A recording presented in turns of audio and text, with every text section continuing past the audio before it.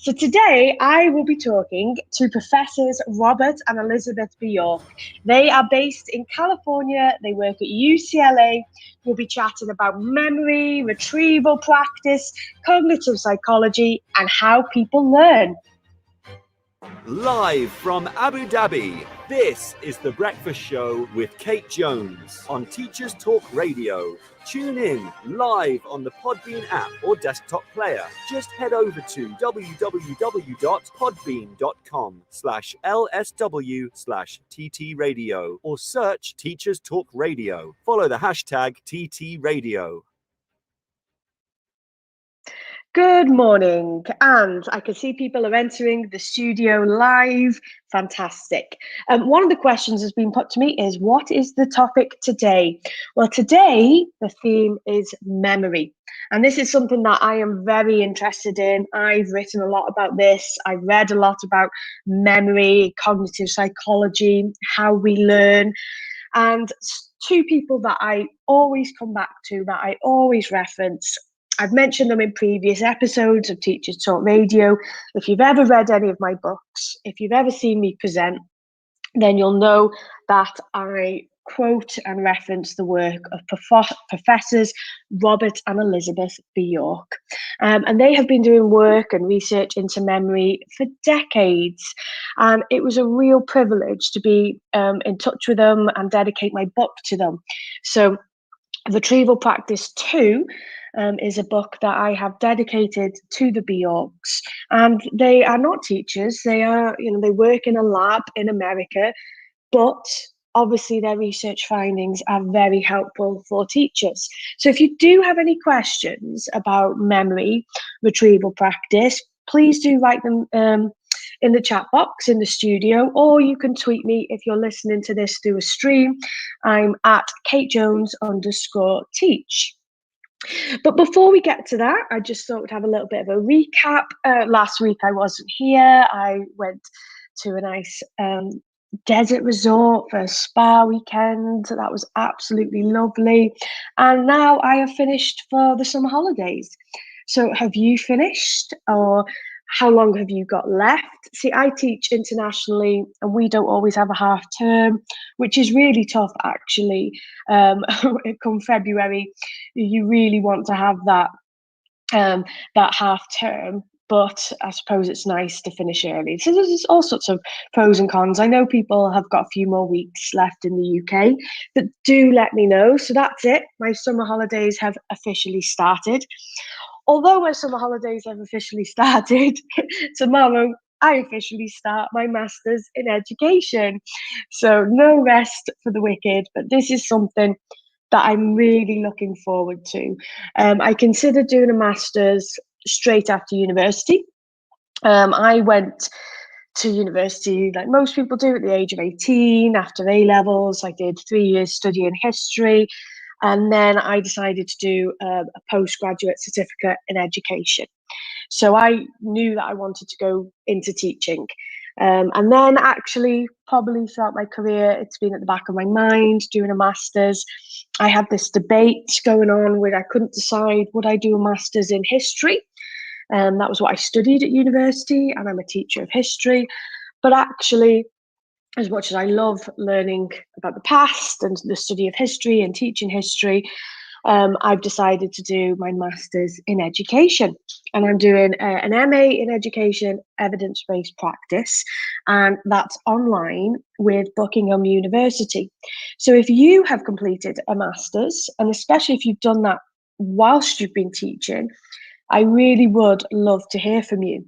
Now, I'm also in a unique position because I made the decision to return back to the UK, and technically I should be on a plane right now actually, but my replacement can't replace me until January. So I am staying, and I'm absolutely delighted actually to stay for one more term here in Abu Dhabi. So I will be doing the first term of my master's whilst I'm in the school. And then the second 2 terms of the academic year, it's just for me to transition back to the UK, lots of things to sort of figure out, and I will have time to do my masters. But I know lots of people do their masters on top of teaching, and I think that's a really interesting discussion to have. Does it support your teaching? How does it impact your workload and your well-being? Any sort of advice and tips, I would really welcome that. But what I'm really looking forward to, I've already been sent a reading list, and they are not books that I have read or that I was even familiar with. So that's fantastic. I am a writer, but this will be a different style of writing. So I'm very much looking forward to the literature review and things like that. I blog and I write for the TES and I write my own books, and I have my own style of writing. And I think I will cope absolutely fine with the word limits and the deadlines because of my background with writing. But I do think it will be a different style. And I haven't decided the theme yet, the focus of my masters, although I am tempted to just go even further with cognitive psychology, more so with the emphasis on the students. So everything I've written about so far, of course, it's been about helping students, but it's been written for teachers. And it's about helping teachers understand cognitive psychology, apply it in the classroom. And now I think there's a lot of work to be done to ensure students understand these strategies and are using these strategies, and also parents and families too.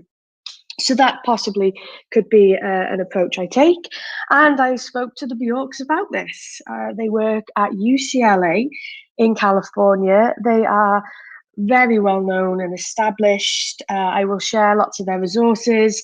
They've got a fantastic TEDx talk. They've got a brilliant website, the Bjork Learning and Forgetting Lab. And I will tweet all of these out and put them on Facebook and LinkedIn. But do check out their website, because I think one of the barriers with research, and I will say this to the Bjorks, is trying to access it, whereas they share so much freely on their website. It's just really worth exploring. And actually, even if you don't want to read the long academic research papers, there are short video clips. There's a Go Cognitive series with Robert Bjork, who likes to be referred to as Bob. So I'll be calling him Bob from now on. And anyway, so Professor Bob Bjork, explains desirable difficulties, retrieval-induced forgetting within these short 5-minute videos, which I just think are really interesting, insightful, and incredibly helpful. And there's been some discussion on Twitter. Why are teachers, so interested in cognitive science? I don't think any teacher that is interested in cognitive science solely believes that cognitive science has all the answers. I've never come across a teacher like that. I often share a teaching and learning jigsaw puzzle I created. And it's a jigsaw puzzle because all the pieces connect together.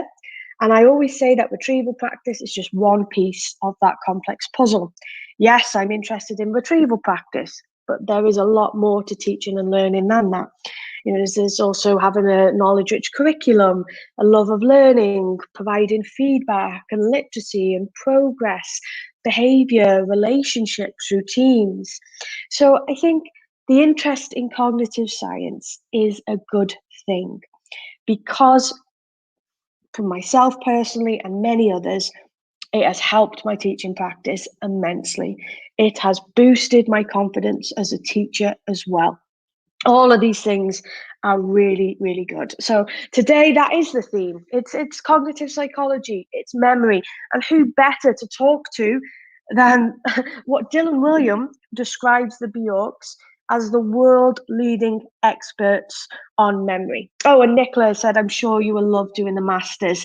Thank you. I think I will too.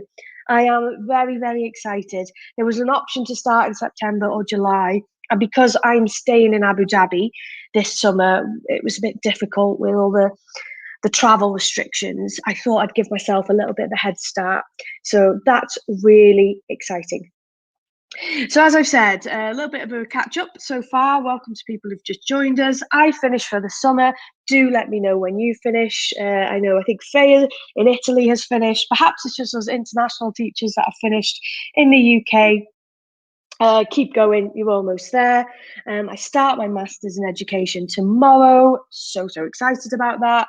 Tom Rogers has wrote, and he's live in the studio, the Bjorks and Tom Rogers often, well, I wouldn't say mock me, but it's fine, I don't mind. He has observed how much I mention the Bjorks, and there's something like Bjork Bingo, which I don't even think we can play Bjork Bingo today. So if you see any of my presentations on YouTube, or if you ever see me present in the future, then count how many times I reference the Bjorks. And Tim, who's joined the studio, it's his last day today. Well, enjoy, Tim, and the summer holidays right around the corner. Megan Goods, our wonderful newsreader, she has got 2 weeks to go, so almost there, almost the home stretch. And somebody else who has finished yesterday too. I take that. We finish on a Thursday internationally, because we have a different working week. So anyway, but something that really makes me angry is when non-teachers say that the summer term is easy and we wind down. That is not true. This summer term has been so tough. There's been tags if you're a secondary school teacher, and tags are teacher assessed grades. That came with a huge workload and pressure. I hope we never ever have to go through that again. We will also have perhaps end of year exams, assessments. There's been parents' evening online. There's been end of year reports. And I'm hearing a lot in the UK about COVID cases. So no, we haven't had it easy. We never have it easy as teachers, but the summer term is not a time where we can just chill out and relax, as lovely as that might sound. So anyway, before I do get to the interview with the Bjorks, I will share our daily news update from our wonderful Teachers Talk Radio newsreader. This is Teachers Talk Radio, and this is Teachers Talk Radio News with Megan Goods.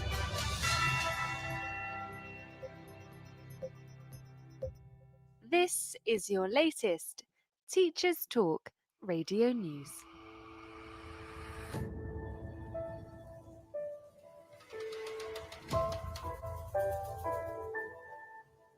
A group of almost 50 Conservative MPs has called for the Prime Minister to put an end to the COVID bubble system in schools. The motion follows the release of data showing 279,000 children in England are isolating because of possible contact with a COVID-19 case. Whilst Gavin Williamson has suggested the end to the bubble system will come with the start of the new academic year in September, the MPs want Boris Johnson to act on the 19th of July, when current restrictions are set to be eased. The letter from MPs stated that children need normality, security and certainty. If we are to have a hope of levelling up and building back better, we must restore children's school lives to normal, so they can recover their health, well-being, education and their futures.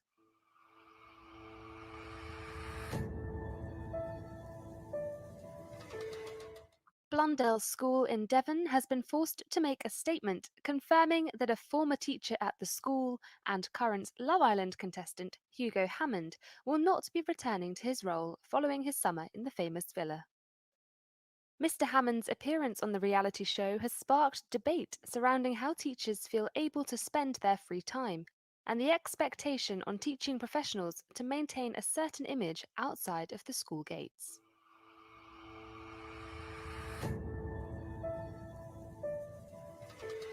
A viral TikTok video with over 6 million views has been showing UK students how to get a fake positive result on their lateral flow test.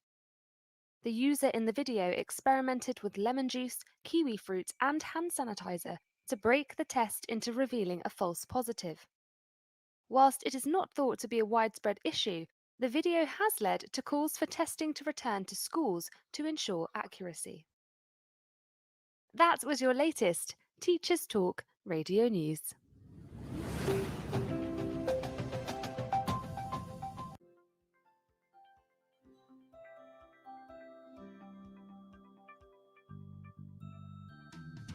Creative Resources, made for teachers by teachers. At Creative Resources, we've been rethinking what a classroom can be. We've created a huge range of more than 2,500 original and exciting resources that span across more than 15 different subject areas. Whether you're looking for primary or secondary level resources, careers options, PSHE, arts or humanities, Creative Resources have the resources for you. We offer full curriculum packages and unique, challenging escape rooms themed on topics such as Shakespeare, Tudors, and fractions. We have quizzes, task cards, Tarsia puzzles, and lots more. Better still, more than 100 resources can be accessed for free. Just visit our website, www.cre8tiveresources.com. You can get 10% off any order you make on our website by using the discount code TT Radio. Creative Resources, made for teachers by teachers. Every teacher loves stationery, right? Imagine getting a selection of fun, beautiful and unique stationery items designed and selected especially for teachers, delivered through your door every month. You need to check out teacherslovestationery.club. I'm always so excited when the box arrives. It's such a treat. My Teachers Love Stationery Club box is just a little treat to myself every month. It's always full of delightful and surprising items, including some really good quality stationery brands like Faber-Castell and Stabilo. And because you never know what you're going to get, it makes it even more fun and special when you get it. It feels really great to be supporting a family business that's run by real teachers. I can't help feeling like they just know what I'm going to enjoy using stationery-wise better than I do myself. Visit teacherslovestationery.club and enter the code TT Radio when you buy your first stationery box to save £2 today. teacherslovestationery.club. Introducing the Leadership Masterclass series by Diana Osagi. Learn how to ditch your fears and develop your leadership confidence. How to deal with difficult colleagues. How to thrive when you lead in a challenging environment. And how to get colleagues to buy into your vision. Join Diana for her online leadership masterclasses starting on the 10th of July and running all the way through the summer. These sessions are the perfect way to prepare and refresh for the next academic year and beyond. Book your place at courageousleadership.co.uk/events now. The first 50 leaders to sign up get an additional free mini coaching session with Diana herself. Don't miss this. Courageous Leadership Masterclasses at courageousleadership.co.uk/events. Thank you to Megan Goods, our wonderful newsreader, and to Graham. I think it's fantastic that we've got people advertising in education with Teachers Talk Radio. So welcome if you have just joined us. Today, I will be sharing my interview with the Bjorks. Now, I should say this, that when I asked the Bjorks, we had to try and negotiate a time because I'm in Abu Dhabi. The Bjorks are in California. They are 11 hours ahead of me. I'm also 3 hours ahead of the UK. It is actually 20 past 11 at night time in California. So no, I won't be waking up the Bjorks. This has been pre-recorded. This is the first time that I've done this. This is a live radio show, but there are a few people that I really want to interview, and time differences, we can sometimes work around it. A funny story was when Professor John Hattie, I interviewed him, and it was quite complicated because when I asked him, I said it would be for the UK 7 a.m. breakfast show, and that will be 10 a.m. my time, 4 p.m. your time. And there was a bit of confusion about that because I had a phone call at 1 a.m. I look at my phone, John Hattie's calling me, which is quite unusual. I'm like, what do I do? Okay, I've got to answer. It's John Hattie. John Hattie, hey, Kate, I'm ready. Let's do this. Because it was 7 a.m. Australia time. I said, no, sorry, John. I haven't explained myself clearly. He said, no, Kate, I'm sorry. have I just woke you up 1 a.m? He didn't realise. So we laughed about that. That is funny. So anyway, this is a recorded interview live. Well, sorry, it was recorded live. I'm sharing it now with the Bjorks in California, and it was just absolutely fantastic. But the Bjorks are aware this is being shared right now, and I can pass on any questions or feedback to them. So if you have any questions during this interview, please write them in the chat. I can pass them directly on to Bob and Elizabeth if I can't answer them myself. So hopefully you enjoy this interview as much as I did, although I very much doubt you will, because I'm the biggest Bjork fan, but I still hope. And when I say the Bjorks, I didn't ask if there was any connection with the Icelandic singer. So maybe that's a question to put to them. But yes, so let's play Bjork Bingo. Let's listen to the Bjorks. Okay, well, thank you both for coming on my Teachers Talk radio show. As I said, the dynamic duo, that's as you're both known. And before I introduce you both, what I do with all my guests is I share a fun fact about them.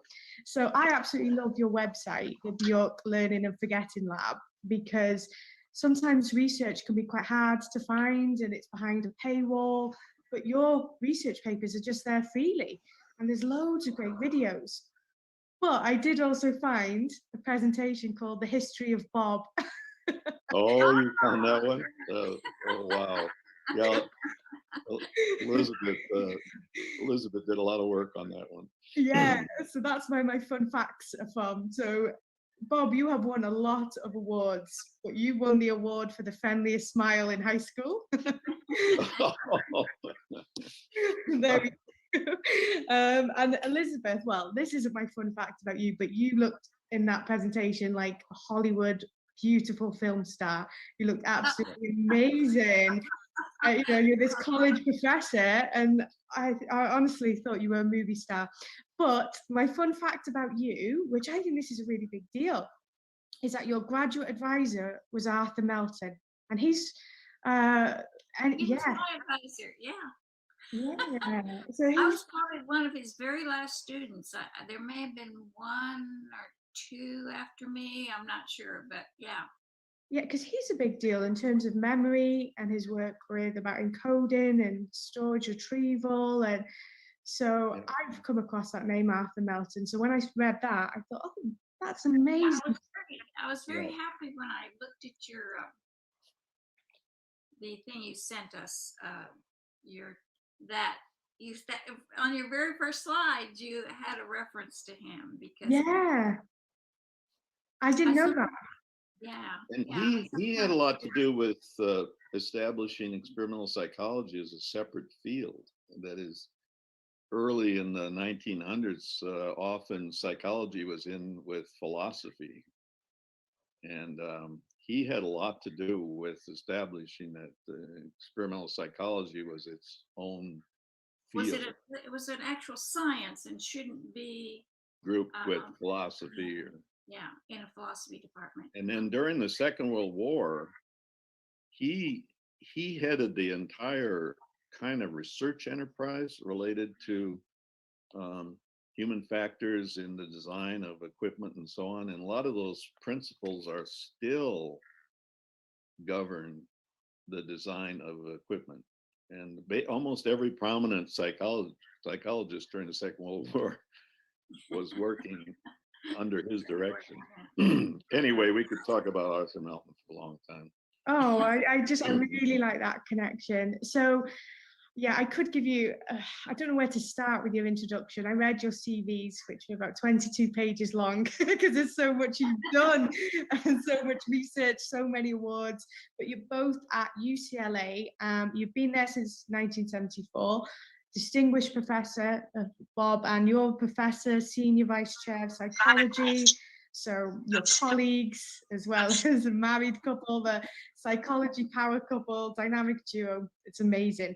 And actually this links in with what you were just saying about Arthur Melton and the decades of research that you've done. I started training to become a teacher in 2010, and there was no mention of memory or cognitive psychology. And it was a few years later that I discovered your work. And then when and it's been an absolute game changer, learning versus performance, desirable difficulties, retrieval practice. And I was looking at the dates of this research, and this was before I trained to become a teacher. And I was, why didn't anyone tell me about this? And I know that your son and your daughter-in-law, they're teachers. Are you happy that this is now becoming a bit more mainstream, that teachers are finally getting to know more about memory and how children learn? Because for a long time, that research was there and you shared it, but the teachers, we weren't being trained or told about this. Yes, no, it's interesting that you notice that. And it's definitely the case that there's been a delay. Some of it was the fault of experimental psychologists like us only publishing in, academic research journals. And that's partly because that in the university system, that's what tends to be reinforced. So we weren't making an effort until more recent years to talk about the implications of these results for education more broadly, for teaching education more broadly. And then also, it wasn't until the McDonald Foundation, which supported a lot of our work looking at applications to educational practices, that was even research that got funded. It was that was another thing that had people kind of stick to the more theoretical, abstract kinds of experiments and research, and also as Bob's saying, publish in the journals that your reviewers and so forth actually counted, rather than in reaching out to education. But I think, Bob, you were also going to say we didn't always get a very welcoming reception when we did try to reach out.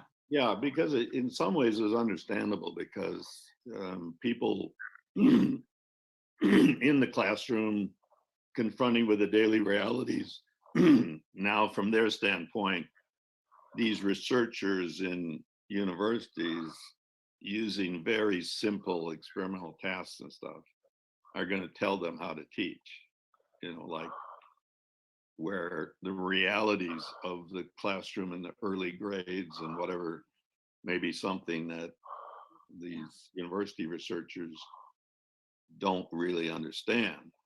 And so there was a kind of pivotal point, and it is tied to that project Elizabeth mentioned, where that team of researchers, which included other names you've probably gotten familiar with, Roediger and McDaniel and others.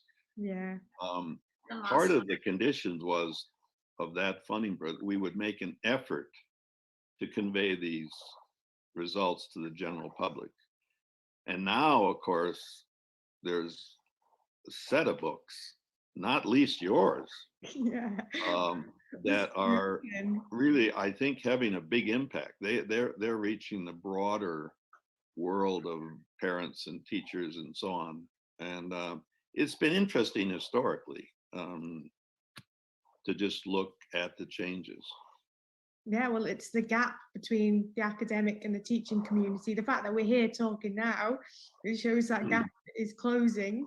But do you think that there's still a lot more work to do in terms of spreading your work and the message about how people learn? Absolutely. And I think a lot of it is the sort of thing that you touched on in your in the video you sent us, where we need to convince teachers that, and again, they have to get their cooperation of their principals and their administrative folks, that it's more important to teach certain things, certain very important things that everybody can agree on, in a way where students will be able to remember them and be able to transfer that information in the future, rather than to cover all these topics that people have said you have to cover. Because and I think as you point out several times, what's the point of spending all your time covering those if students aren't going to remember anything that we're doing? Let's instead try to use what time we have to get them to study and learn in a way that will produce long-term retention and the ability also to transfer that information to new situations. So I think if we stress that more, and if that message reaches administrators, and some places, Bob, you were probably going to talk about your experience about discovering this, that there was this research out there that was relevant. A person that we've gotten to know very well, who's William Emeny in England, and he and a number of his colleagues, this very same thing. They came to realize, what we're doing is not working. People, we have this model where we present and then we test, and if the test performance is good, we move on. And we have no conception of the fact that that very short-term test isn't actually showing learning. It's more performance. They've just been told all these things, and now they're able to access them in their kind of short-term memory. And so he, at some point, I guess, reached us, Bob. Is that how did we get in touch with William Emeny? No, he reached us, and then he spent a few days here. But anyway, he's somebody I'm sure you'd love to talk with, and he came up with this program called Numeracy Ninjas. Is that what it's called? Yeah. It's in mathematics, yeah. And applies some of these things like retrieval practice and so forth. Yeah, well, I'm, as you know, because I dedicated my book, retrieval practice book, to you both, and I am very, very passionate about sharing that, not only because of your research, but because of I've seen the impact that it's had in terms of the students, not just their grades, but their confidence. But the struggle is real. Trying to get students to put the highlighters down and the rereading. So something I'm really now trying to do is share this research in a student-friendly way, and with parents as well, because parents will say, I don't understand why my child didn't do well. I saw them revising for hours, they were reading their notes, because the parents don't realize the strategies that they should be using. And generally, there's been a lot of enthusiasm about retrieval practice, but there is a little bit of a backlash and a little bit of criticism. And I think, Bob, I've heard you talk about testing and how some people see it as a dirty word. And but the research is overwhelming, isn't it, when it comes to retrieval practice and space practice? It is, but I think, as you may have mentioned, you too learned to talk about retrieval practice, space practice, and so on, and really just to avoid testing. Testing is so associated with its assessment role that you immediately run into resistance when you say there should be more testing, and because they just think of evaluation and so on. Plus, you talk about students' reactions, but there's parents too. I mean, if you do everything we've talked about with all sorts of retrieval practice, and then revisiting topics that you went to earlier, come back to old topics, whatever, it doesn't look like systematic, organized instruction. Yeah. It looks like, why do you covered this earlier, why would you come back to it now and test students at this point? Yeah. And often quizzes they're not cumulative. You quiz students on just the most recent material, where a lot of research says quizzes should include questions that come from earlier material as well. And in fact, it's another domain of research, but teachers can inadvertently structure things so that each quiz is also a kind of forget instruction, something work we did on many years ago, that says you're done with this topic now. You can forget this and move on to the next thing. And in real education learning, that's about the last message you'd want to give to students. Well, you've referred to forgetting as a friend of learning, and I think that's so helpful for teachers, because initially I would be very frustrated that I would teach material, not revisit it for a long, long time. Then students have forgotten everything because I'd left it too long. And then I felt like I was a rubbish teacher and that they'd forgotten everything that I thought went well in the lesson. So it was because I totally misunderstood the importance of forgetting, really. And that's it, isn't it? And that research. Why, that's kind of why we, entitled some things, Forgetting is a Friend of Learning, or even why our laboratory at UCLA is called the Bjork Learning and Forgetting Laboratory, because basically many of the same conditions that produce forgetting enhance learning. So if you change the environmental or other aspects of the context when you come back to a topic, you'll produce more forgetting. But then when you go over that material again, you'll enhance learning. And then, of course, the most fundamental thing of all is the so-called spacing effect, namely that the longer the delay from original learning to when you test material, the poorer the performance.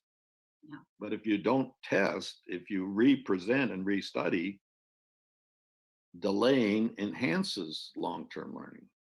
So many conditions that produce forgetting then enhance learning if the material is restudied. And that's a very, if you just from a teacher standpoint, that very basic thing is pretty shocking in a way, pretty hard to just incorporate, that you want your students to forget. Sounds kind of crazy and the opposite of what they're trying to do. But I think one way I've sort of gotten teachers to understand that concept a little bit better is to not just use the word enhance, that forgetting enhances learning, but to say what forgetting does is present an opportunity for greater, better, enhanced learning. And that way it seems like, oh, I see, because you don't have that information readily acceptable, or what we would call its retrieval strength is diminished. Now, when you restudy it or you represent it or I test you on it or whatever, I re-expose you to it in some way, that now serves as this opportunity for enhanced learning. So it will increase now your storage strength for that information to a greater extent than had I done it at a time when the retrieval strength was still very high. So I think that, what do you think, Bob? It seems to me that has kind of, I sort of felt like people who are there in the trenches and actually teaching say, oh, I get it. So it's not that forgetting is a good thing. It's just that forgetting creates this situation in which now when I represent the material or revisit it or whatever with my students, it will be learned better than had a little forgetting not occurred. Yeah, and the converse is true as well, namely that if you as a teacher provide all sorts of cues and prompts and whatever that makes, and right away after learning, and sort of makes it easy for students to just parrot back what they've just gone over, that appears to result in no long-term learning. I mean, in many cases, very close to zero effect of that activity on long-term attention. So, but it's very, if you start thinking about it from a student standpoint, this is really difficult to kind of even manage your own learning, because what you have available to you is whether you can recall things, how easy it seems to you, how fluently the answer comes to mind. All those things very naturally you'd assume are a kind of index of whether you've got it or not got it, whether you've learned it or not learned it. And so It's really a difficult kind of judgment to make, that how you should manage your own learning, and that you should introduce some changes, produce some forgetting and so on before you go over things again. Yeah. I mean, these are things that are kind of hard to fit in, and part of it is just, I don't want to go on and on about this, but we can fail to understand what Elizabeth and I have called the sort of unique functional architecture of how humans learn. And what we mean by that is that it differs in every important way, just about, from the way recording devices work. When you play something off of videotape or something, or a video disc, it doesn't change the way it's on there. When you retrieve some human memory, you make it more recallable in the future, but importantly, things in competition with it become less recallable. So that's why we sort of came up with talking about retrieval as a memory modifier. It changes things. Yeah, whereas kind of recording devices, you just play it.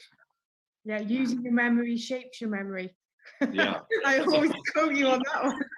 Right. Here's a fun fact, because it's well known that I'm a big fan of your work. And one of my friends who's a teacher plays Bjork bingo when I do a presentation, and tries to count the amount of times I reference Bjork. Well, we appreciate it. How can I not, when I'm talking about memory? And there's so many things that you touched upon there that I want to just ask about. So about the retrieval and storage strength, because, so am I right in saying that if we ask them a retrieval question and they can't answer it, obviously it doesn't mean that it's not in their long-term memory, does it? It's this, and that's why, because I only until a few years ago, I had no idea about this, about the storage and the retrieval strength. Mm-hmm. So the retrieval strength is, as you say, how retrievable, how accessible that information is. So is it right we can increase the retrieval strength with more regular retrieval practice? That will make it more accessible. And then what about the storage strength? That's how secure, embedded, and what's it's important to also understand that, and Bobby, chime in here as you want, that retrieval is a cue dependent process. Okay, so sometimes when we fail to be able to remember something that's in our memory, it's because the cues that are present to us for retrieval at that time are not sufficient for us to access that memory. But as you were saying, it's still there. It's just that we need better cues. And sometimes, like the example that Bob will use is people who seem to have lost all their access and fluency with, say, a language that they were pretty fluent in as a child. And now they go back to that country, and now they're immersed in that particular situation and all these cues that were present to them when they were growing up and so forth. And now they find very quickly that the words that they hadn't retrieved in 20 years are suddenly accessible to them, and they're able to. So it's like memory is and we think of this as an adaptable thing, because what you want to do is you want to be able to retrieve information that is relevant to the context in which you currently are, and not something that was the correct answer 20 years ago or something, like what your telephone number was. Well, it doesn't help you to be able to retrieve what it was 20 years ago in some other country, in some other city.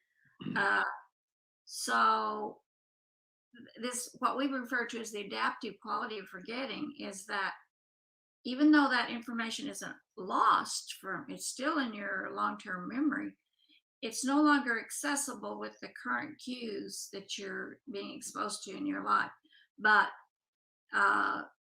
if you suddenly had to remember all those things or relearn them, you'd be able to relearn them faster than you could from, say, scratch, because you can now start building and really on that what's already there in your long-term memory. So it's sort of like a class. I know that people say, oh, I've forgotten everything I ever knew about some subject matter. And then when they go back and re-expose themselves to that, they realize, oh, I actually remember more than I thought. And they're bringing that information up to speed, in a sense, so that they have fluency with it, occurs much faster than if they hadn't had that prior learning. So I don't know. It's quite remarkable, really. I mean, people tried to estimate how much storage information can be stored in our long-term memory. They come up with some number that's so many billions of bits of information that, as a working assumption, you can just about assume that the capacity is unlimited. But then it's a striking difference in the sense that when we update things, we get a new phone number, a new address, friends, a woman friend changes to a married name, all of these things. We don't overwrite or erase the old information. As we use the new information, it becomes more retrievable. The out-of-date information becomes less retrievable. It's in there, and should it be relevant again for whatever combination of reasons, it comes back to full strength very, very readily. So if you achieve a high level of what we call storage strength for information in the past, the potential exists for that to come back very rapidly in the retrieval strength sense. So some unusual thing happens that you're back in an old environment or something. All the names, numbers, whatever, all that will come back. So it's all very dependent on what the cues are. But it's remarkable in terms of once you start, and we can't go in this call into all the dynamics, but it's kind of remarkably adaptive system overall. I mean, obviously we have frustrations of not being able to recall something we know we should be able to recall, all of that.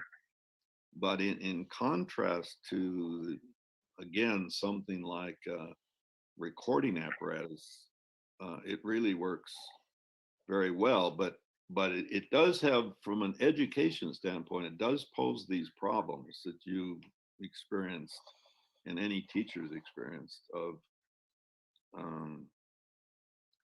how do you know when learning's been achieved that what will lead to reliable later recall, and then transfer is a key word. How do you know you've done something that will now let your students transfer this information to all the situations where it's relevant? And that really, in some ways, is a fundamental goal of teaching. And that's hard to know whether you've achieved that. And as a teacher, that's hard to know. As a learner yourself, or as a student yourself, that's even harder to know. Because when information comes fluently to mind, you're going to naturally assume you know it well. When you struggle and have to think back and whatever, it may be in there more entrenched in the storage strength sense, but retrieval strength's gotten lower. And so you can misread your own state of learning. Well, it's really interesting that there's a lot of misconceptions about memory. Just an example from in my classroom, and this is linked to working memory, that a student was talking and another student had his hand up. And by the time I came to the second student, I said, "What did you want to say?" He was like, oh, miss, I'm so sorry, I forgot. I feel really stupid and embarrassed. And I was like, "You're not stupid." I was like, "That's your working memory. It's limited." He's like, "I have a working memory that's limited." I was like, "We all do." And then that led to a conversation where I gave examples about how I forget where I park my car. But people often say, oh, I have a terrible memory. No, and I'm like, no, you don't. We all have that limitation on that. And Yes. you're talking about your working memory. And actually, like you said, Bob, your long-term memory is so powerful, but people obviously aren't aware of that. And then they think that their memory isn't as reliable as it is. But it's because memory, I do find it fascinating, and obviously you both do with your work, but it is really interesting. And we can, how I was in Berlin and how a memory came flooding back to me from the time I was at Berlin before, and I completely forgot about it. And that's what I find really interesting about memory. And also to sort of understand why some things are going to be more memorable than others. I mean, to general audiences have often asked a question like, how many of you are good at remembering people's names? And no more, or how many are bad? 80-90% of people judge that they're bad remembering people's names. Well, what they misunderstand is if you just, it's a big challenge because names overlap, and first names overlap, last names overlap. We have many, many names that we accumulate. And one thing people, as they get older, start to worry about their brains and whatever, is the first thing they notice is more difficult remembering people's names. But you, across your lifetime, do nothing but accumulate names. And the average, as you grow older, the average interval back to when you last interacted with somebody gets longer.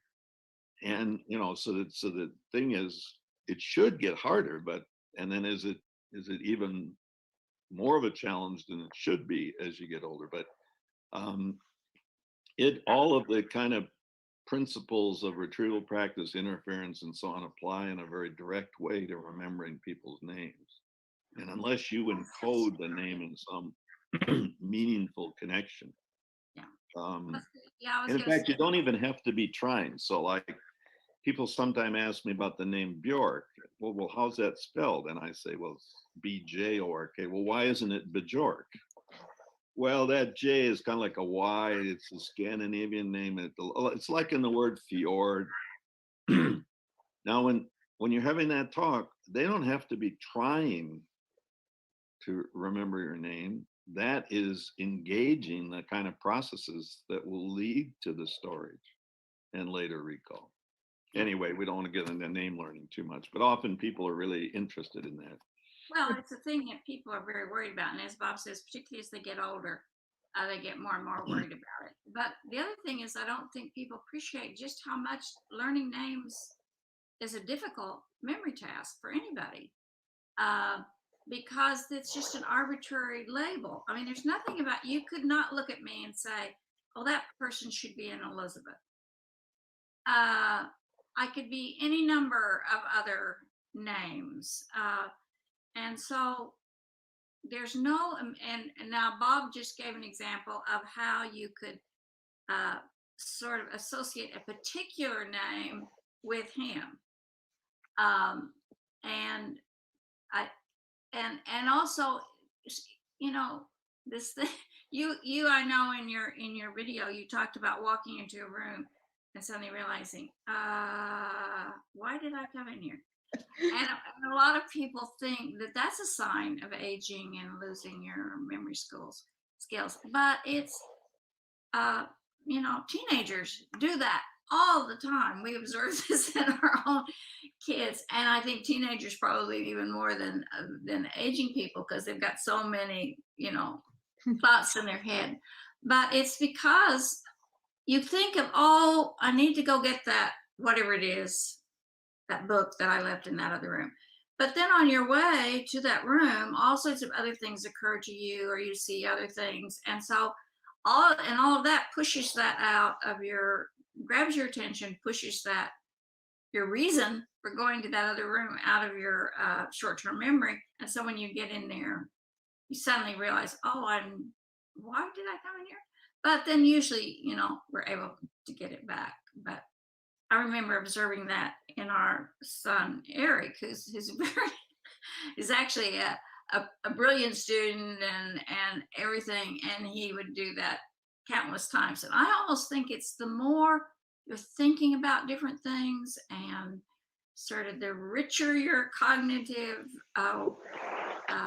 world is, the more subject you are to getting distracted, because it's just, you just don't keep thinking about, okay, I'm going to get my book, I'm going to get my book, I'm going to get my book. You start thinking about maybe all the other things you have to do that day or whatever on your way to that destination. And then when you actually get there, you forget what it was that motivated you to go there in the first place.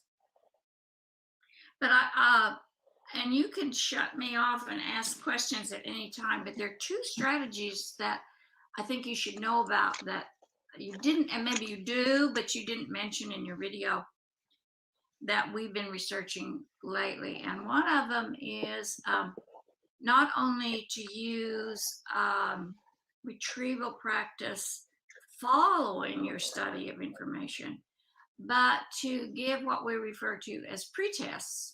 Oh, yeah. To students before they're presented with the new information that they are to learn. And that seems to then create a situation in which they are much more effective in studying the information. Now, these pretests have to be of a certain type. They have to be what you refer to as well-designed tests. And we have a student who's also looking at that phenomenon in the context of Googling. So when people just, instead of just, trying to retrieve, who did win the World Series and blah, blah, blah, which they probably know and have stored, they just look it up. So she and some of our graduate students and undergraduate research assistants have been looking at that very question and finding some interesting things. So that was one strategy, getting people to sort of engage in trying to answer questions before they then have access to the material where they'll find the correct answer to that. And then the thing you talked about, how it's very hard to design these well-written questions. We have a graduate student who decided, well, what if I looked at true-false questions? Is there a way, which are easier to write, is there a way to make them have these good properties that what we call the competitive multiple choice tests have? And there was one other thing I thought we should, oh yeah, we also have a student who has looked at what he referred to as preparing to teach, and is preparing to teach somebody else about something. Does that compel you to study that material in a more effective way than if you're just trying to learn it for a test that you yourself will have to take? And so he did some research and has found evidence that that is the case. So sometimes when parents say, well, how can I help my student? I don't know anything about differential equations or all these things that he's studying, and what can I do? And I shouldn't be just saying he, but since I've only had sons, that's how I refer to helping students, helping your children. If you ask them, why don't you explain to me what this problem is all about, or what is it that you're trying to learn here, or something like that, and that will kind of evoke and even if they have to go away and think about it a while and then come back and try to explain it to you, that's a very effective way to learn something in a manner that will then make that information accessible to you later. But it also seems to create what we refer to as a higher level of learning. You're learning how these things actually are related to, all the things that you're reading about are related to one another. as opposed to, and I'm sorry to think of your Henry VIII thing, Yeah. rather than just remembering he had all these wives and he cut off their heads. You remember that, they broke away from the dominance of the Catholic Church and all those things because why was it so difficult for him when the woman he was currently married to wasn't producing heirs? And so anyway, seems to get students to think about it at a higher conceptual level when they feel like they have to teach somebody else about this. An experiment this student did, There used to be a educational tradition where you take a course and then you participate in assisting in the teaching of that course later. Not very widespread, but you could make an argument that that's almost sort of ideal for long-term memory. That is, like having students you serve took the as course, tutors for another student. now you are going to participate in the teaching of it to other students. Yeah, That's probably very, very potent in terms of long-term memory. That's really interesting. And Elizabeth, I know you've done research on multiple choice questions. And when I was researching for my book, it's great that teachers share quizzes online so freely, but as I said, there was quite a lot of badly designed questions. a lot of bad multiple choice questions. Yeah. Yeah, that's a problem. Yeah. Oh, well, They're another easy to- thing I was going to mention, we have another grad student who's very involved in a project to create a body of good competitive multiple choice questions she's working with people teaching our introductory psychology class, which is a huge class and is offered to over 1,000 students a year.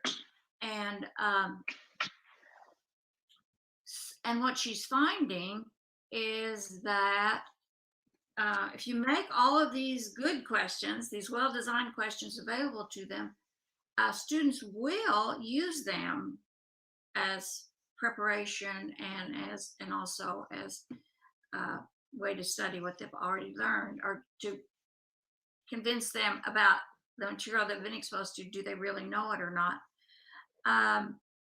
But what she's also very interested in is whether having students do that in a cooperative manner, rather not just using these for my own study purpose, but do it with another student, whether that creates a setting in which both students engage in, desirable retrieval practice and other desirable difficulties to a greater extent. So she's very interested in cooperative learning, and maybe that kind of makes students engage in these difficult things to do. Like their favorite way of studying is just to read the thing over and over and over and over again, or maybe highlight it over and over again. She's found that studying cooperative, or looking even at she's looked at a lot of things, but one of them is flashcards. Students seem to love to use flashcards, but again, it's often just a not very effective strategy, because if you just immediately look at the answer, so they're doing it. She's devised this kind of situation where you have to do it with a partner, and that seems to be more effective. So anyway, that's kind of that's her entire dissertation focus right now is, can I use cooperative learning as a way to make students engage, even when they perhaps don't know they are, in these effective, desirable difficulties that will enhance their One learning. thing I should probably clarify for your audience, because we just kind of throw some of these terms around about the multiple choice having competitive alternatives. What that means, they shouldn't be things you can just dismiss, because what's ideal is if if an incorrect alternative makes you think why it's incorrect, Yeah. that is going to be retrieval practice in answering a different question later. Right. So if you're doing practice questions that have competitive alternatives, you're also preparing yourself to answer a whole series of new questions.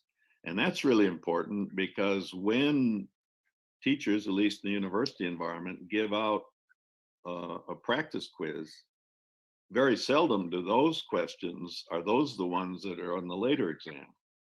Right. So if these practice questions have competitive alternatives, students are practicing retrieval information that will be relevant to answering questions on the real exam. And that's pretty important. Yeah. Yeah, because the So, question. yeah. Oh, sorry, you go. Yeah. One graduate student, she's now a professor at, I don't know what you call it, California State Bay Area, Bob, is that? Anyway, she's now a teacher at a California State University. And she, in the research we did with her, with competitive multiple choice tests as pre-tests, what we found is exactly what Bob was talking about, was that not only did they enhance your learning of the correct alternative to that question, because now you're reading the chapter and you say, oh, this is not the answer I picked, but this is the correct answer. They enhance your learning of what would have made the alternative that you picked correct. But those alternatives sometimes rather than use the word competitive, we use the word plausible. They have to be a plausible, correct answer to this question, and they can't be, like you were saying in your talk, just ridiculous alternatives that you can easily dismiss and so forth. Yeah, I think because there's quiz shows, well, like they probably have in America, there's quiz shows in the UK, which are entertainment, and they have comedy options and ridiculous options, and we've maybe modeled some of our quizzes on that, but that's entertainment. We're in the game of education, which is completely different. And your TEDx talk about desirable difficulties is brilliant as well. And I found it really interesting. You said about telling students to vary their location where they study. So students often think they need to have a set place, and that is my study place. But actually we could say, well, you could go to the library, you could go to a different room, and that is actually beneficial, isn't it? Because that in itself is a desirable difficulty. Yeah, the initial study we did many years ago now was just motivated by the fact that on college campuses all over, where students could pick up some little how to study guide, one piece of information always in there was find one good place in the library, whatever, to study and do all your studying there. And we just wondered, really, is that true? And so we did initial experiments where we had people study something a couple times, either in the same place or in two different places. And we found better later memory when it was studied in two different places. And so again, it's a case where your kind of intuition can fail you. I mean, it could be that if you've got some little favorite place that you do nothing but studying, maybe in that setting you get down to work and you start, maybe that's an advantage. But in terms of retrieving the information that you've studied, it's better to have studied it in more than one location. And we followed that work up recently. Yeah. Oh, and one thing in this recent work, first of all, it replicated the finding that if you're just going to restudy things again, it's better to do it in a different location than the one in which you originally studied it. But a testing seems to, particularly if you test and have feedback, that seems to override that the deficiency of doing that in the same place. So, in other words, if you're in your if you just restudy in the same location twice versus different locations twice, then you're better off on a later test had you studied in the two locations. But if what you did in those locations is practiced retrieving that material, but it has to be followed by feedback. So then that sort of works like an antidote to the shortcomings or the disadvantage of always studying in the same place. I should embellish that a little bit because the explanation for that is in some ways relatively straightforward. Namely, when you're back in the same environment, you retrieve more than if you're in a new environment. You succeed more retrieving when you're back in that environment. And retrieval is so powerful that differing success rate can make it better to be back in the same environment. If all you're going to do is retrieval practice, then doing it back in the same environment where you studied is actually better. Whereas if you're going to restudy, you should restudy in a new environment. So really, for a student to manage their own learning in a very sophisticated way, these would all be things they would need to learn. Yeah. And one thing we've heard back from students over many years is that if they incorporate all these desirable difficulties and manage their own learning in an effective way, they can actually spend quite a bit less time studying. Because really, I mean, if you're in the library and you're just rereading something over again and so on, you can spend a lot of time in things that are completely sort of ineffectual. You could be a very highly motivated, concerned, diligent student. But if you're just carrying out activities that aren't productive, that time could be better spent having fun doing something, so we hear this back quite often from students that if they maximize using these desirable difficulties techniques, they can actually spend less time on the learning process than they have been spending with inefficient activities. Yeah, I've had this struggle with older students who've done some exams. And then when I tell them and explain about these desirable difficulties, they say, but I did well in my previous exams and I used highlighting and rereading, so that works for me. Mm-hmm. But again, it comes back to what you've just said about the amount of time and effort and energy and how we could be more efficient with that.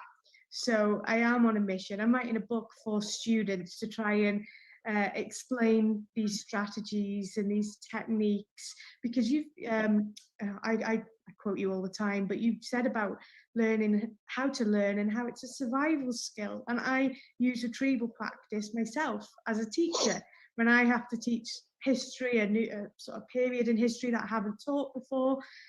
I was rereading and highlighting, and then I realized a few years ago I've got to practice what I preach here. And then I share my notes with the students where I've quizzed myself and I tell them how I've done it, and that helps them to see as well how effective it is. But that's interesting. I often ask adults, because these are strategies that are lifelong learning strategies, aren't they?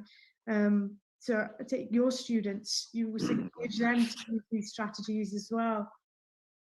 Yes, and it's really, for many years I've co-taught our graduate course on learning memory with another faculty member here.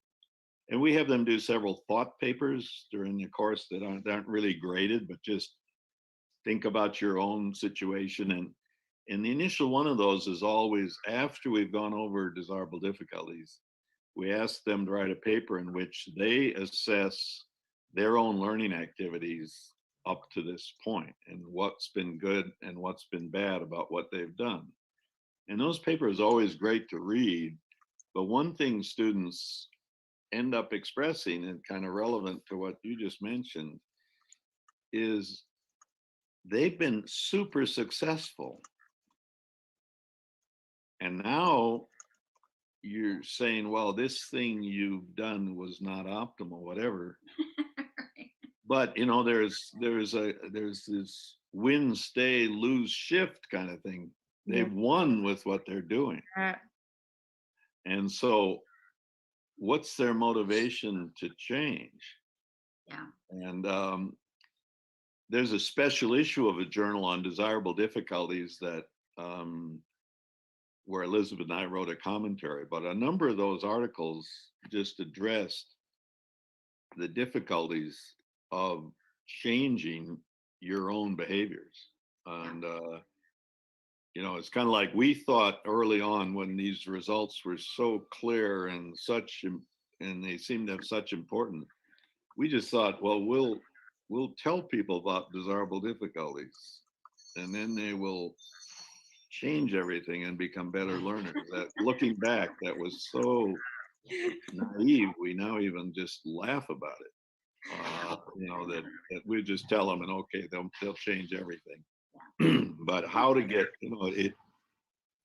And actually, teachers like you and other people have been much more effective, I think, one way or another, to get students to change what they do than anything we've ever done.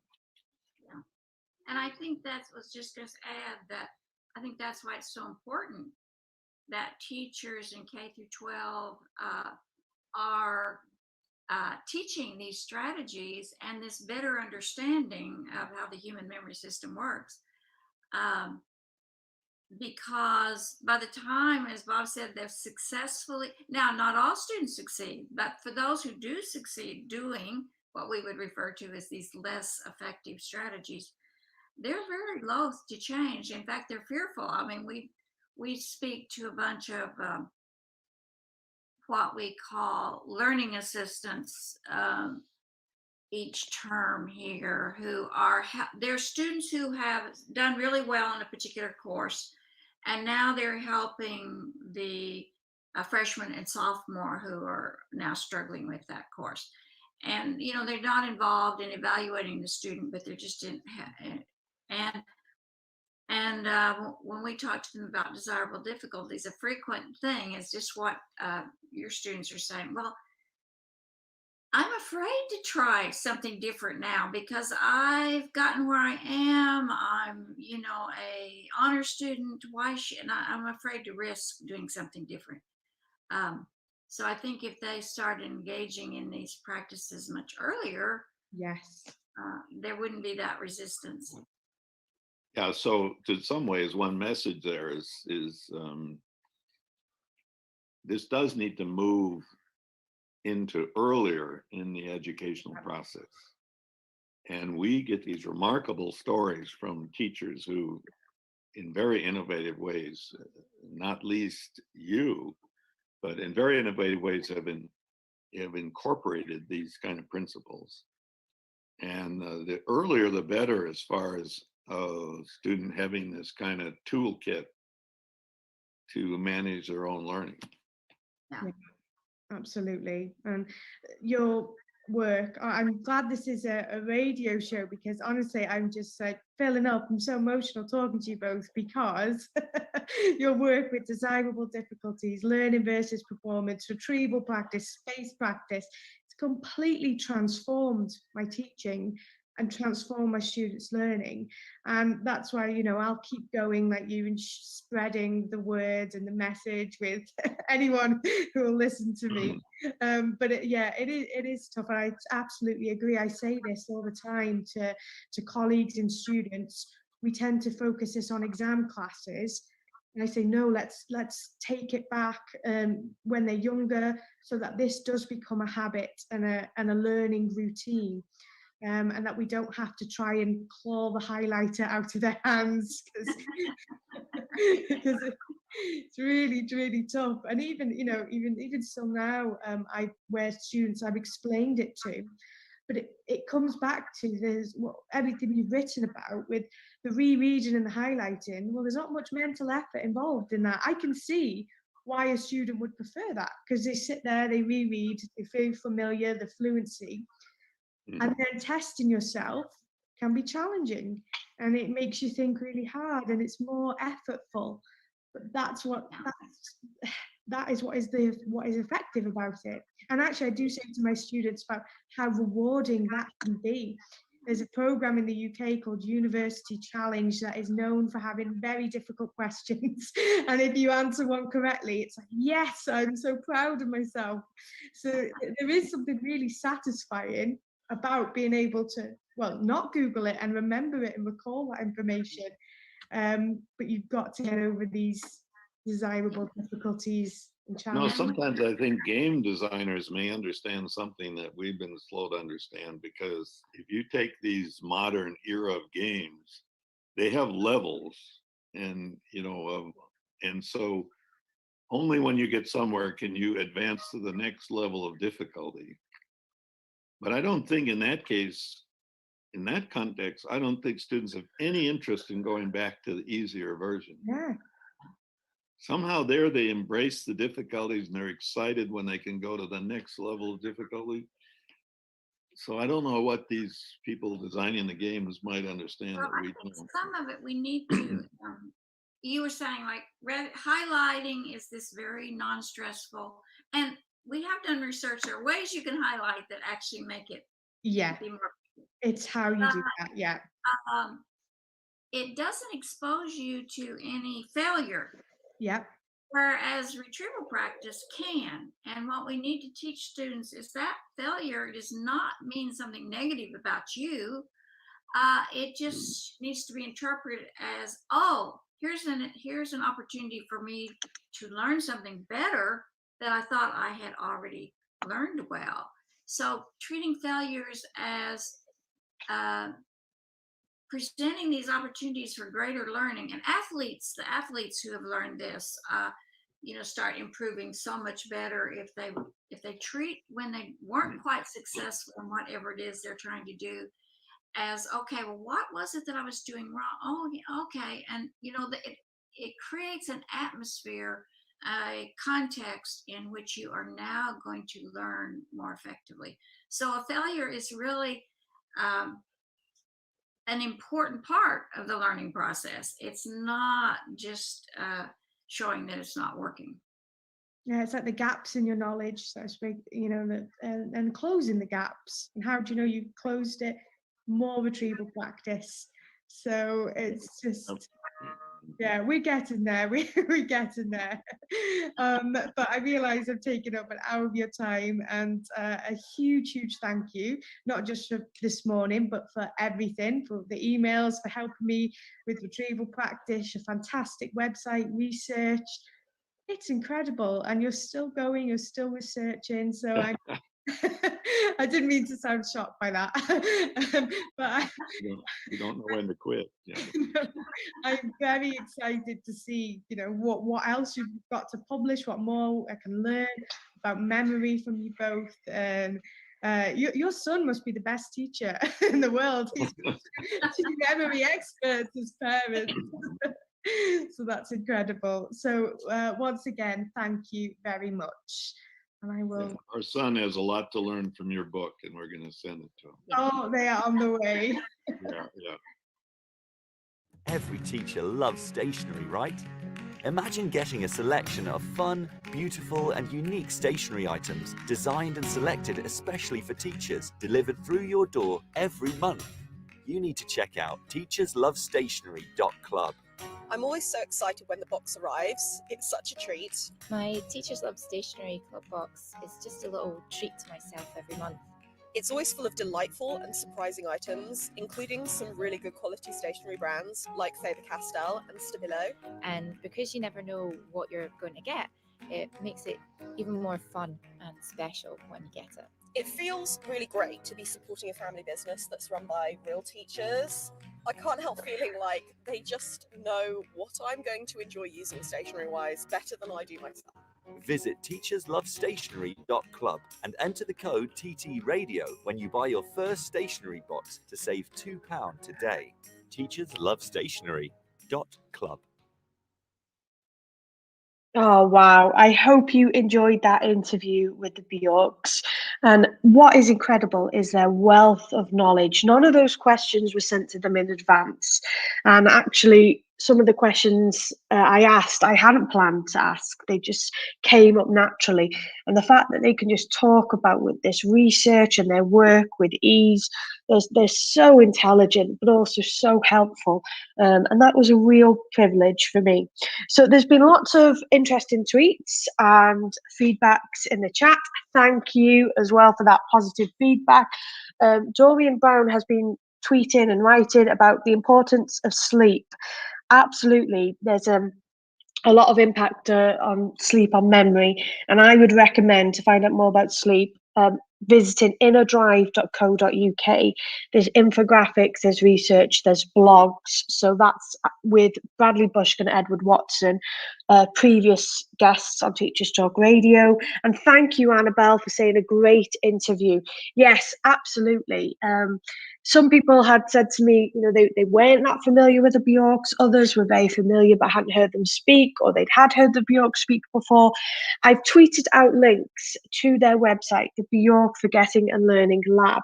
I've also tweeted, even if you just type in YouTube, Robert Bjork, Elizabeth Bjork, but their TED Talk is only 15 minutes, but 15 minutes, they get a lot in about desirable difficulties. So I'd highly recommend that.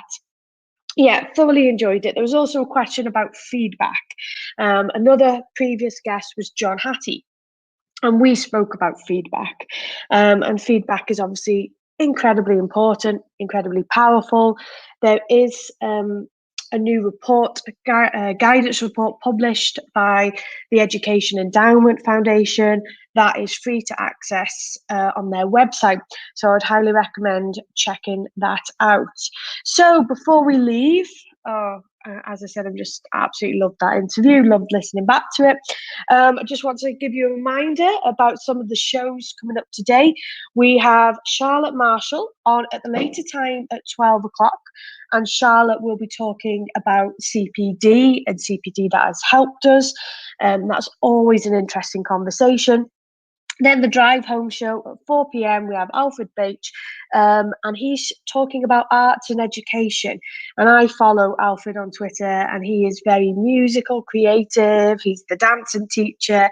So this is going to be a fantastic show. Also, because my best friend at Teach Drama, Danny, is his guest, and I worked with Danny previously. She's absolutely incredible as a drama teacher and an all-round lovely person. So she's making her Teachers Talk radio debut today. So I'll be making sure to listen to that.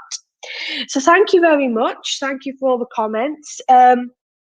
If you are listening to this as a podcast, then, as I said, please feel free to get in touch with me via Twitter or Facebook, Instagram, LinkedIn. We always like to keep the conversation going. I will be back next week and I will reveal who my guests are. I've got lots of great guests lined up. I've got a guest where we haven't confirmed a date yet, but we're looking towards September, and that is Carol Dweck. So I want to talk to Carol Dweck about growth mindset, what she thinks about how schools have interpreted growth mindset, the challenges with it, perhaps is it being lethally mutated, but that will be next academic year, as you can imagine, Carol Dweck is a very busy lady. So I'm very fortunate to speak to wonderful people, the Bjorks and John Hattie and Inner Drive, Andrea Zafriakou. All of these shows you can listen back at the Teachers Talk Radio podcast. And also there was a fantastic episode earlier this week, actually it was yesterday. Tom Rogers spoke to John Bergman, and he is known as being a pioneer in terms of flipped learning. So that was probably one of my highlights of Teachers Talk Radio this week. So if you're almost there for your summer holidays, then I hope you enjoy the end of term. Keep going, but even if you've got a few weeks left, at least the weekend is just around the corner for you. So thank you everyone, as always, for listening, and I will be back the same time next Friday for the Teachers Talk Radio Breakfast Show. You've been listening to Teachers Talk Radio. Tune in live and listen back at ttradio.org. We look forward to hearing from you next time on Teachers Talk Radio.